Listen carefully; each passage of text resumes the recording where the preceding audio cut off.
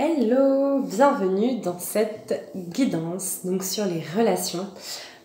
Comment harmoniser tes relations, comment prendre du recul aussi sur tes relations. Donc je t'invite à t'installer confortablement, à prendre le temps de vraiment écouter cette guidance et de voir en fait ce que ça te fait ressentir. Donc ça va être un tirage avec 3 choix différents. Chaque choix aura 3 cartes. On est vraiment sur le chiffre 3 pour cette guidance. Donc le groupe 1, ce sera le choix de l'améthyste. Donc si vous choisissez l'améthyste, vous aurez la guidance améthyste. Le groupe 2, ce sera la fluorine. Donc ceux qui choisissent la fluorine, vous aurez la guidance fluorine. Et enfin le groupe 3, le quartz fumé. Alors il n'est pas très fumé pour un quartz fumé, mais c'est quand même du quartz fumé. Donc voilà, si vous avez choisi la guidance numéro 3, vous aurez la guidance quartz fumé, tout simplement. Donc l'idée quand même avec ce tirage, c'est de vraiment... Faut pas avoir peur de ce que je vais dire, parce que ça peut un peu remuer. Faut vraiment prendre ça, parce que voilà, c'est quand même des guidances sur YouTube, donc c'est pas des guidances hyper individualisées, personnalisées. Donc du coup, peut-être que tout n'est pas à prendre en fait dans ce que je vais dire.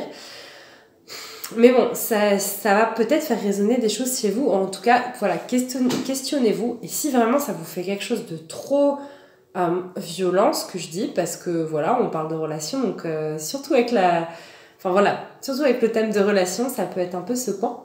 Mais ça permet d'avoir des prises de conscience. On va dire que c'est ça vraiment le point positif. La chose positive, c'est que ça va vraiment vous permettre en fait de remettre certaines choses en question. Donc c'est parti, on commence avec la guidance 1, donc la guidance améthyste. Donc pour chaque guidance, j'ai tiré 3 cartes. La première, c'est qui vous êtes dans vos relations, quelle est l'énergie qui va venir symboliser ça.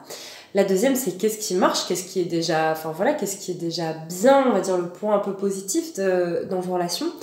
Et troisième et dernière carte, qu'est-ce qu'il faudrait un peu peut-être réajuster dans vos relations.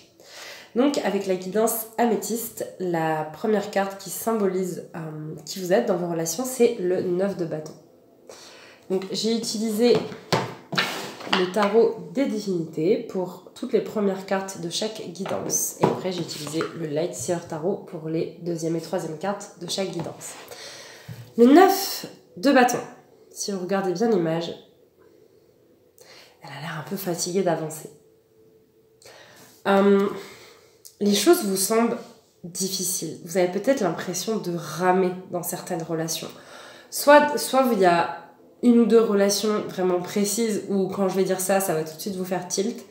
Soit ça va être vraiment de manière générale. Vous avez l'impression de ramer dans vos relations. On vous demande en fait de... Pas de vous couper du monde, mais peut-être d'être un peu en mode ermite. De voir s'il n'y a pas certaines personnes... où ce serait bien peut-être de couper ou alors de diminuer la fréquence de connexion avec cette personne, parce que je pense que vous êtes un peu fatigué du monde extérieur, soit de manière générale, soit vraiment dans certaines relations. Et vous avez besoin de récupérer en fait. Là, c'est vraiment dans l'expression qui me vient en premier du 9 de bâton, mais le 9 de bâton, on va dire dans le côté un peu plus lumineux, il y a cette idée que vous êtes quelqu'un qui lâche rien. C'est quelque chose de positif. Mais à outrance, ça peut être quelque chose de négatif parce que peut-être que vous avez besoin justement de lâcher prise pour vous ragaillardir, j'ai envie de dire, pour faire une pause en fait. C'est vraiment ça d'ailleurs, faire une pause, avoir un temps d'arrêt. Là, on sent qu'elle piétine, elle marche un peu, on voit, je sais pas dans quoi elle marche, mais elle marche dans de l'eau ou alors dans de la gadoue, je ne sais pas. Mais en tout cas, c'est pas fluide. Comment vous pouvez rendre ça fluide? Peut-être en vous reposant, en faisant une pause, en réfléchissant à qui est vraiment là pour vous, quelles sont les relations qui vous nourrissent vraiment en fait. Vous n'avez pas tout le temps, vous n'êtes pas obligé, vous n'avez pas tout le temps besoin de montrer que vous êtes là pour les autres, de montrer que vous pouvez faire pour les autres. Les autres, ils vous aiment même si vous ne faites rien. Enfin, ceux qui vous aiment vraiment en tout cas. Donc autorisez-vous à faire une pause et en fait, faites des choses pour vous-même et vous verrez par la suite ce qu'il en ressort. Des fois, on a juste besoin de mettre un coup de pied dans ce qu'on fait et de créer du chaos. Et c'est comme ça que les choses, elles bougent. Du coup, on va dire le point positif de ce qui se passe dans vos relations, le 10 d'épée. C'est justement, exactement, c'est guérir. C'est presque, j'ai envie de dire, capituler. Alors c'est peut-être un mot un peu fort, mais le 10 d'épée, il vient... Enfin, c'est comme une fin de cycle en fait. Le 10 d'épée, comme c'est le 10 dans le tarot, après, donc il y a les chemins donc, de As à 10, donc à As, 2, 3, 4, etc. jusqu'à 10. Et après le 10, on commence avec les personnages de la cour, on appelle ça. Donc après les 10 d'épée, il va y avoir par exemple le page ou le valet d'épée. Donc en fait le 10 marque la fin d'un cycle, la fin de quelque chose. Donc justement peut-être que vous arrivez à la fin de cette période où vous êtes peut-être pas forcément hyper bien entouré. Je parle pas de tout votre entourage, bien sûr, ça peut être peut-être quelques relations, mais qui ont quand même un impact en fait sur vous et sur votre bien-être. Votre bien-être et votre bonheur. Je sais que c'est pas un message facile, là, la guidance améthyste, mais c'est ok. Ça veut dire que là, si je vous dis ça, c'est que vous pouvez enclencher des choses. C'est que là, peut-être que vous allez vous dire « Ah ouais, c'est pas faux, c'est ce que je ressens en fait. Je suis pas anormale à ressentir ça. » Donc c'est vraiment... posez-vous, reposez-vous. Là, vous voyez tous les corbeaux qu'elle a au-dessus de la tête, ils s'en vont là. Je sais pas où est-ce qu'ils s'en vont, mais ils s'en vont. Arrêtez d'écouter les blabla des gens là. Faites sortir les gens de votre tête. C'est comme si, ce que je perçois, c'est comme si en fait, quand vous avez des décisions à faire, vous entendez la voix de telle ou telle personne.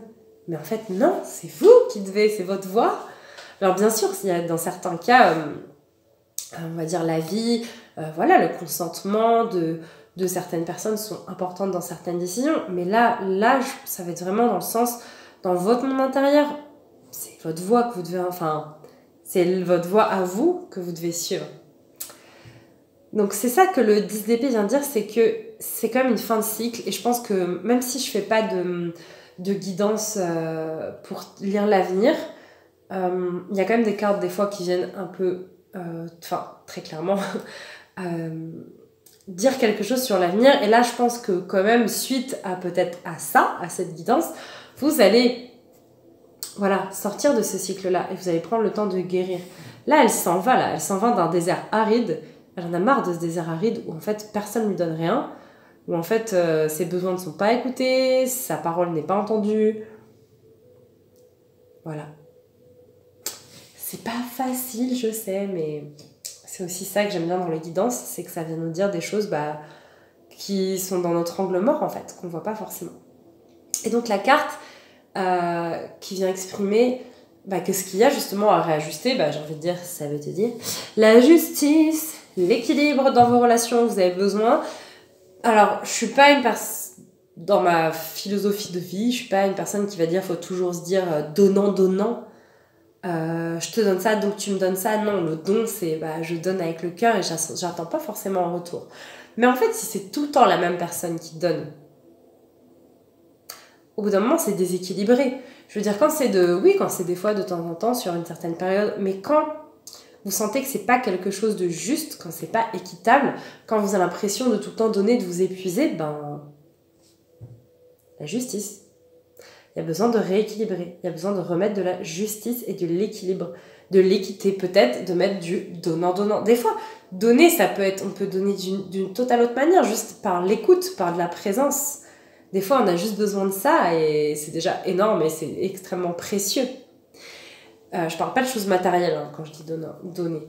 Mais si vous êtes tout le temps là pour quelqu'un, vous donnez tout le temps pour quelqu'un, vous êtes, que ce soit au niveau matériel, financier, au niveau émotionnel, au niveau présence physique, vous êtes tout le temps là pour quelqu'un et que en face, vous vous sentez vide en fait quand vous sortez d'un moment avec cette personne.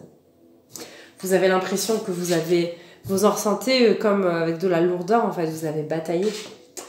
Donc voilà, je pense que ça fait déjà beaucoup de choses, beaucoup de réflexions. Si ça fait remonter des émotions, j'ai envie de dire accueillez-les. Si ça fait remonter de la colère, de la tristesse, de la frustration, vous empêchez pas de ressentir ces émotions, accueillez pleinement ces émotions, c'est qu'elles viennent vous dire quelque chose, elles viennent vous dire qu'il y a quelque chose qui n'est plus bon pour vous. Et peut-être que là, cette guidance, je vous le souhaite, en tout cas, va être le point de départ de quelque chose de nouveau.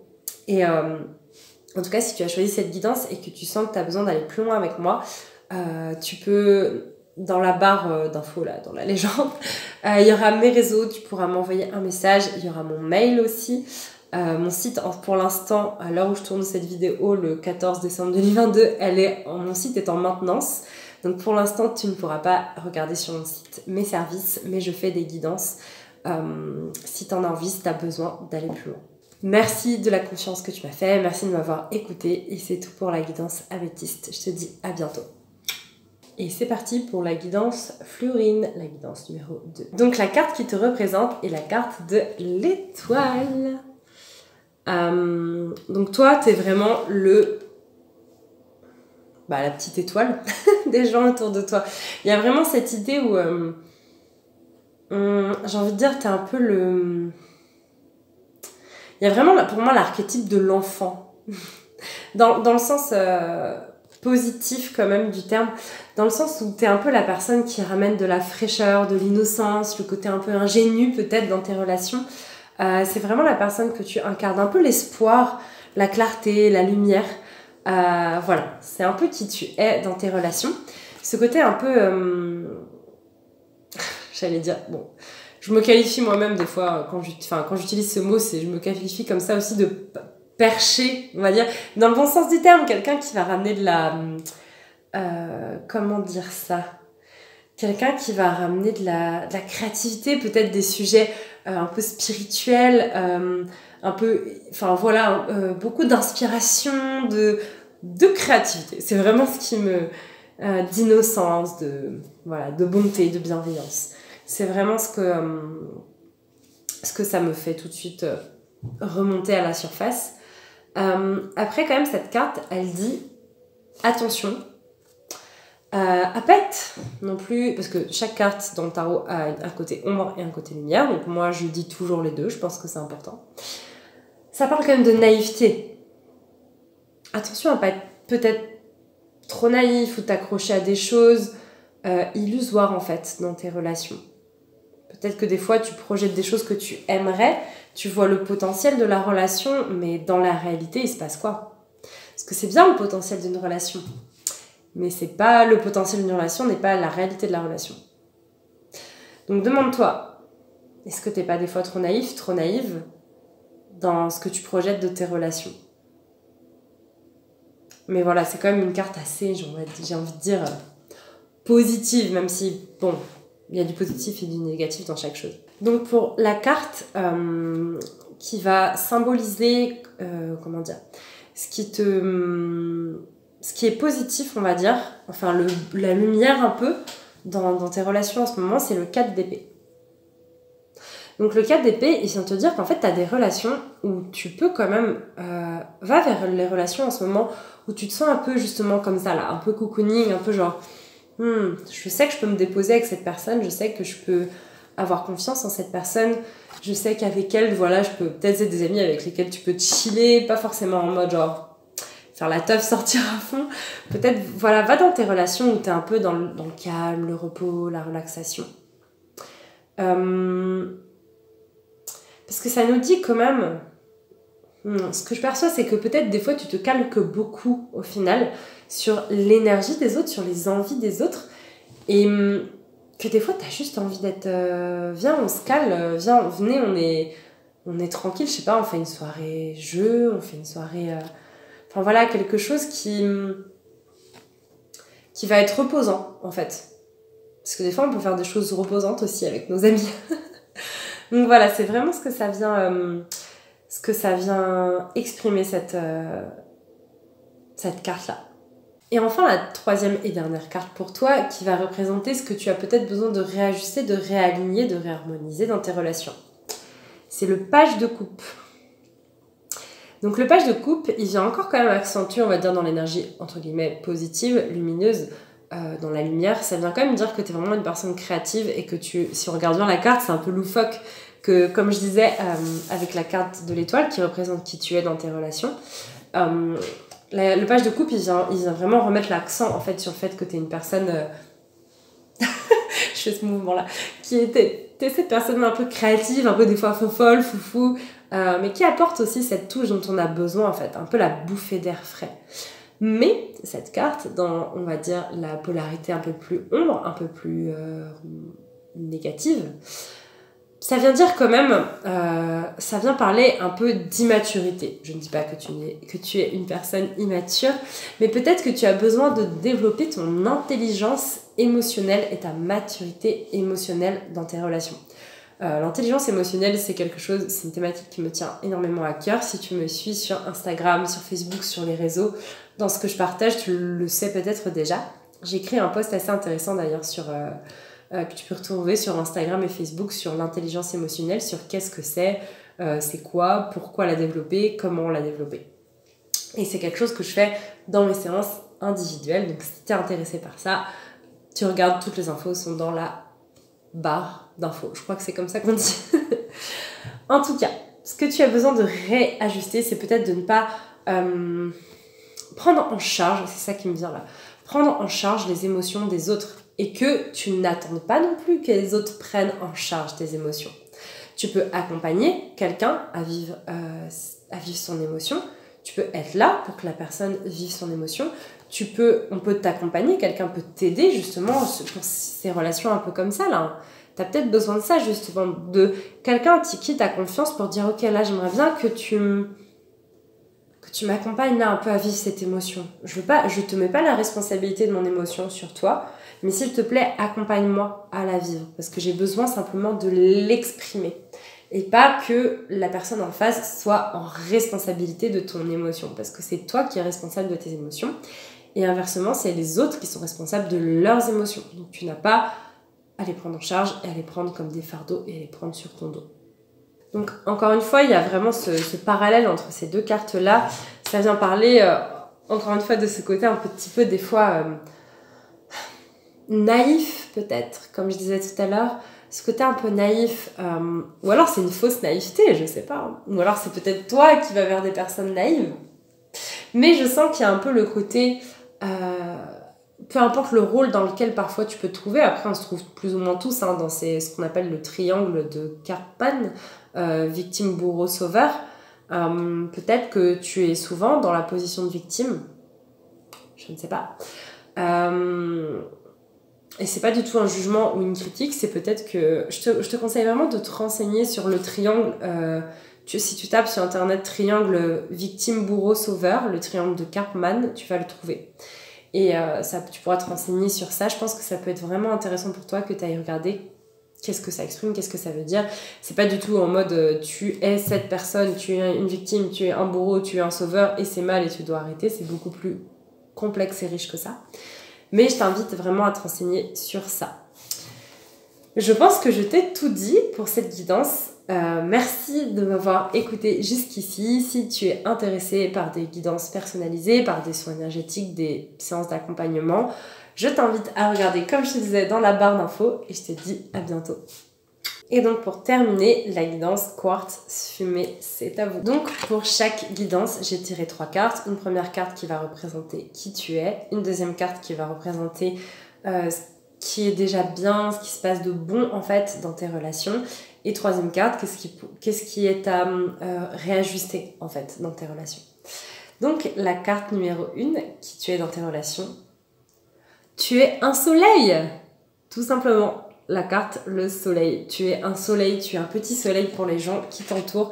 Tu es une personne qui n'hésite pas à rayonner, à faire rayonner ta lumière en fait sur le monde, sur les autres. Et ça, c'est juste trop beau. Après, comme je dis toujours, il y a toujours chaque carte du tarot possède une polarité lumière, lumineuse, et une polarité sombre, voilà, dans l'obscurité. Et moi, ce que je perçois là, en tout cas, c'est que ça vient te questionner, est-ce que c'est un rôle que tu t'es donné d'être ce petit soleil? Est-ce que c'est un rôle que tu t'es donné d'être la personne qui apporte toujours la joie, l'amusement, etc.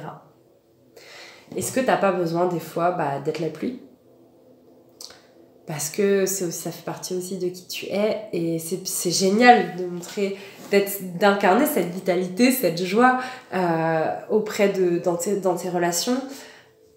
Mais peut-être que tu as besoin de montrer justement plus ton entièreté. Je ne sais pas, peut-être que ce sera plus la polarité lumière qui te parlera, ou peut-être plus la polarité ombre, ou peut-être les deux, et dans tous les cas, t'as pas besoin de te juger, dans tous les cas, c'est ok. Mais voilà, t'es comme une personne, je pense que t'es une personne un peu dans le leadership qui peut-être, ça parlera peut-être pas à tout le monde, mais qui peut peut-être des fois aussi refuser son leadership. Non, mais moi, j'ai pas envie de briller, moi je vais rester dans l'ombre. C'est vraiment cette thématique-là, hein, le soleil, dans les relations par rapport à qui tu incarnes. Donc la deuxième carte que j'ai tirée, on va dire qui représente, qui symbolise qu'est-ce qui se passe bien, qu'est-ce qui est plutôt positif dans tes relations, c'est le 3 d'épée. Alors, on se demande qu'est-ce qu'il y a de positif dans cette carte, quand on la voit.